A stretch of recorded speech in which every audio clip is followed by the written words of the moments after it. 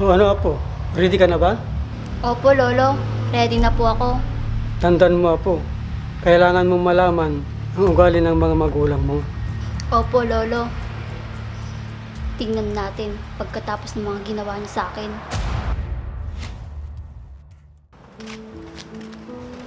Apo? Apo? Lolo, wala po yata si nanay at tatay. Nasaan kaya mga tao dito?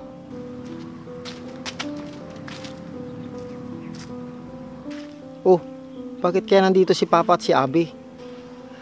Lolo, wala yatang tao dito. Anak, Papa, bakit po kayo naparito?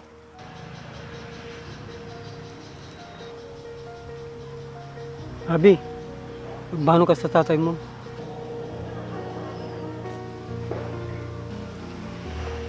Ayoko po, Lolo. Ang dumi po ng kamay ni tatay. Ayos lang po yun, Papa. Madumi nga yung kamay ko. Baka madumi yan si Abi.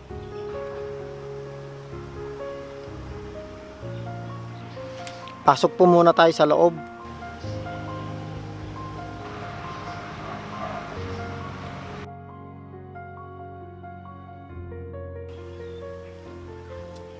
Ano po bang sadya nyo dito, Papa? Masong, may papakiusap sana ako sa inyo ni Ruby. Ano po yun, Papa? Iwanan ko muna dito ang apo kong si Abi. Sige po, wala pong problema. Dahil kami naman po ang magulang ni Abi. Lolo, iiwan mo ako sa bahay na to? Ayokong tumira dito. Ang baho-baho dito.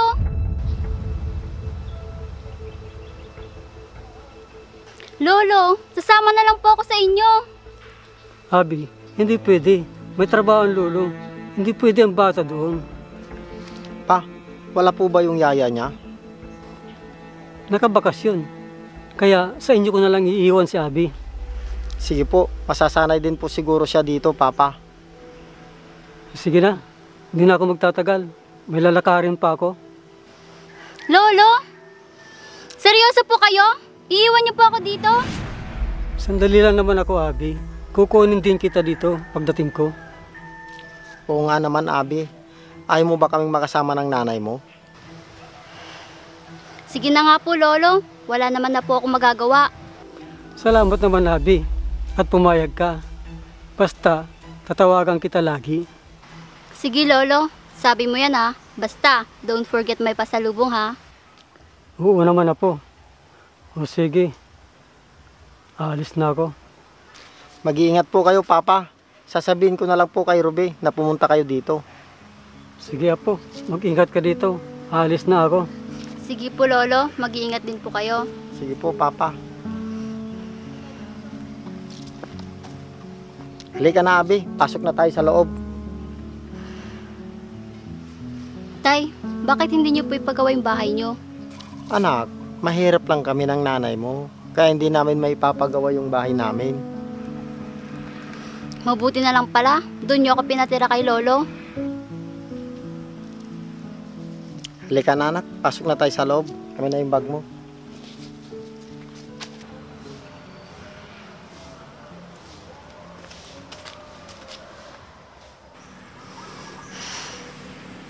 Ano ba naman dito? Wala pang signal.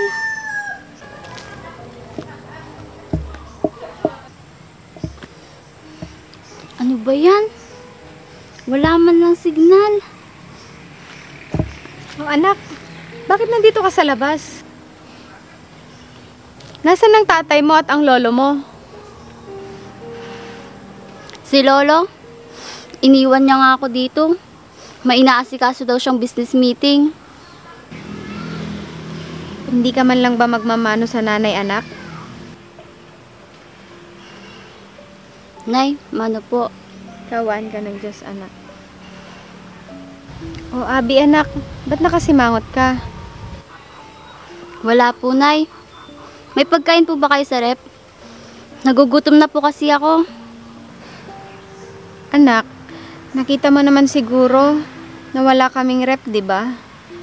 Ano ba namang klaseng buhay to? Nagugutom pa naman ako. Si Lolo kasi, iniwan pa ako dito. Anak, Sobrang namiss kita. Hindi mo ba kami namiss ng tatay mo? Gusto ko pong magmerienda. Pwede po ba ako magpabili? Sige anak, ano ba gusto mo? French fries. Meron ba nun dito? Naku, wala nun dito. Gusto mo, tinapay na lang? Bibili ako sa tindahan. Ano ba yan? Tinapay lang? Burger siguro. Meron dito. Wala naman dito lahat ng hinahanap mo anak. Nasa baryo tayo, malayo pa ang bayan dito. Sige po, wag na lang. Ay nako, sinanay kasi ni Papa sa luho ang anak ko.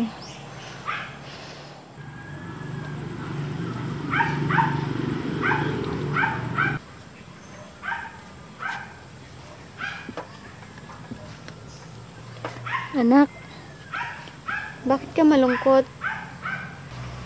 Nagugutom na po ako. May pagkain naman sa kusina anak. Ayaw mo ba yun? Ayoko po ng ulam nyo. Gusto ko po ng fried chicken. Eh wala kaming ganong ulam anak. Sana maintindihan mo. Ba't kasi iniwan ako ni Lolo dito? Anak, wag mo nang pahirapan si nanay. Alam mo naman na wala kaming pambili ng ganong pagkain. Bakit hindi kayo maghanap ng pera? Hindi kayo katulad ni Lolo. Lahat ng gusto ko, binibigay niya. Habi, bakit mo pinagtatasan ng boses ang nanay mo? Pareho lang kayo. Hindi niyo mabigay ang gusto ko. Di mo ba nakita na mahirap lang yung pamumuhay namin? Kaya ka namin pinaubaya sa lolo mo dahil ang gusto namin, di ka maghirap kasama namin. Masong, tama na. Lumabas na rin sa bibig nyo na pinamigay nyo ako sa lolo ko. Abi, bumalik ka dito. Pabayaan mo na siya. Bata pa lang, mapagmalaki na siya. Hindi sana mangyayari to kung nagsikap ka magtrabaho. Hindi sana ako pinarusahan ng papa ko ng ganito, kundi dahil sa'yo. Bakit? Nagsisisi ka ngayon? Ikaw ang may kagustuhan na dun mo patirahin si Abi. Dahil pumayag ka sa kondisyon nila. Oo, dahil alam ko na hindi natin siya mabubuhay na maayos dito sa puder natin. Ang sabihin mo, wala kang tiwala sa akin, na asawa mo. Masong, saan ka pupunta? Ano ba yan? Wala pala silang tubig dito. Paano kaya ako maliligo nito?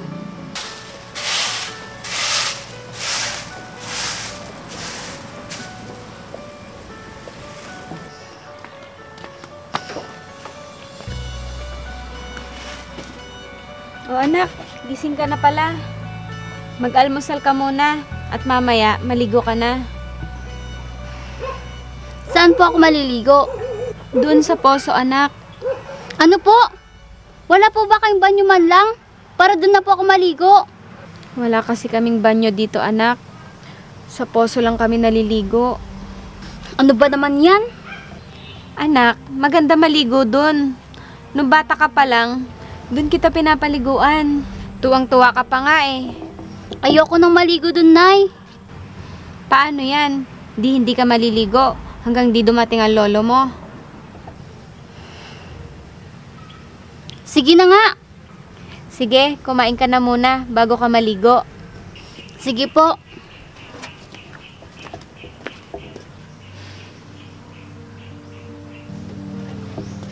Nay, ayoko ng ulam.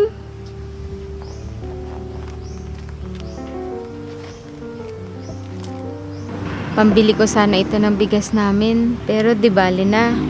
Hihiram na lang ulit ako ng pambili ng bigas namin.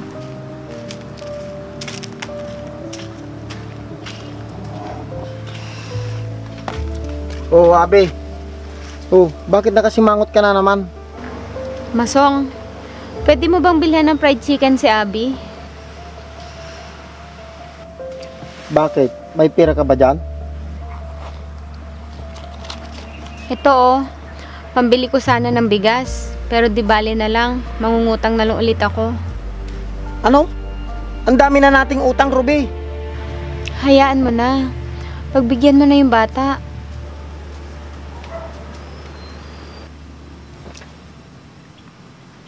Sige na nga.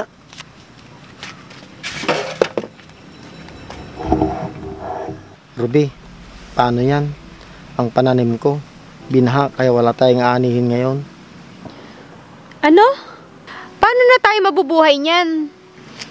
Ang dami na natin mga bayarin. Anong magagawa ko? Alangan naman napigilan ko yung ulan para hindi masira yung palay.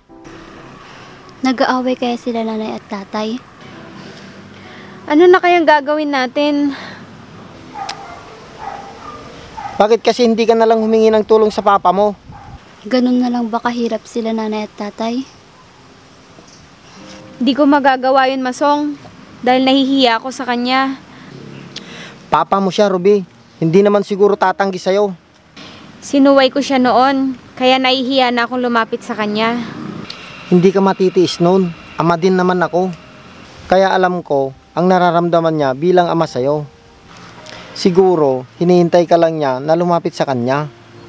Sige, susubukan ko. Tawagan ko kaya si Lolo.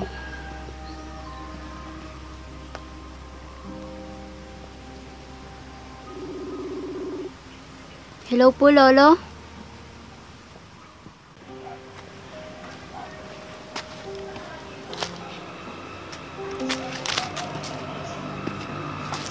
O, Abi.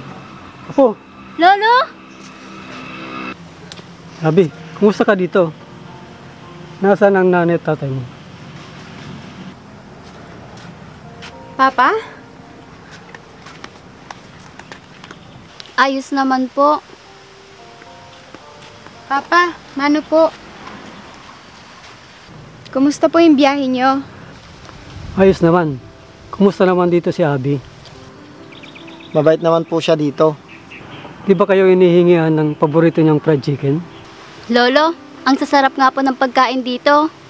Di ba, Nay? Tay? Aba, mukhang maganda pala ang bakasyon mo dito. Opo, Lolo. Lolo, di ba may sasabihin ka kailan nanay at tatay? Ah, oo. May inihiling pala yung anak niyo. Gusto niya, doon na lang kayo tumira sa amin. Total, dalawa lang naman kami nakatira doon sa amin. Nako, Papa. Hindi namin maiwan dito. Nasanay na kami sa ganitong buhay. Kaya nga po, nakakahiya din po sa inyo. Huwag na kayong mahiya. Si Ruby lang naman ang anak ko. Kaya sa kanya na din ang bahay na yun. Sige na po, Nay, Tay. Papa, pasensya na po kung nagmatigas ako sa inyo noon. Ngayon po, hindi na po ako papayag na magkahiwalay ulit tayo. Anak kita, kaya lang naman kita natiis dahil yan ang buhay na gusto mo noon. Pasensya na rin po kayo sa akin pa. Nang dahil sa akin, naranasan ni Ruby ang hirap sa buhay. Ngayon, ipaparanas ko naman sa inyo ang karangyaan ng buhay kasama kami ng anak nyo. Nay, Tay, pasensya na po kayo kung minalihit ko po yung buhay niyo po dito. Naisip ko po na mali po ako. Kahit gipit na po kayo, binigay niyo pa rin po yung gusto ko. Ganon ka namin kamahal ng nanay mo, anak. Maraming salamat po, Nay, Tay, dahil hindi niyo po hinayaan na maranasan ko ang buhay na mahirap. Oo naman, anak. Kahit masakit sa amin, ipinaubaya ka namin sa lolo mo dahil sa kalagayan namin sa buhay. Sige, mag-impake na kayo para uwi na tayo ng bahay. Sige po. Maraming salamat po ulit, Papa.